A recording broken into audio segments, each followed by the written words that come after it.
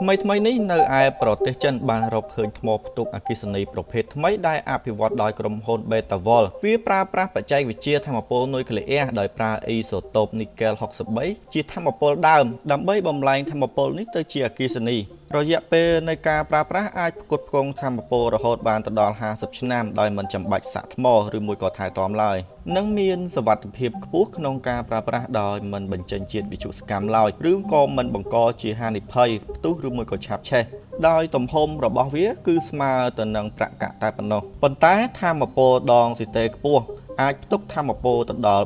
3300មេហ្គាវ៉ាត់ក្នុង1ក្រាមដែលខ្ពស់ជាងថ្មលីចូមរហូតដល់10ដងវាជារបបកំហើញថ្មីមួយក្នុងការប្រើប្រាស់ពេលអនាគតដោយថ្ម Betavol មានសក្តានុពលក្នុងការប្រើប្រាស់ក្នុងវិស័យជាច្រើនដូចជា AI ឬមួយក៏វិស័យវិទ្យាសាស្ត្រឧបករណ៍ sensor និងដ្រូនខ្នាតតូចទូរស័ព្ទដៃឬមួយក៏ឧបករណ៍អេឡិចត្រូនិកដទៃទៀតដោយពុំចាំបាច់មានការសាក់ថ្មឬមួយក៏ថែទាំនោះទេវាជារឿងដ៏ល្អបំផុតសម្រាប់សកលលោកទាំងមូល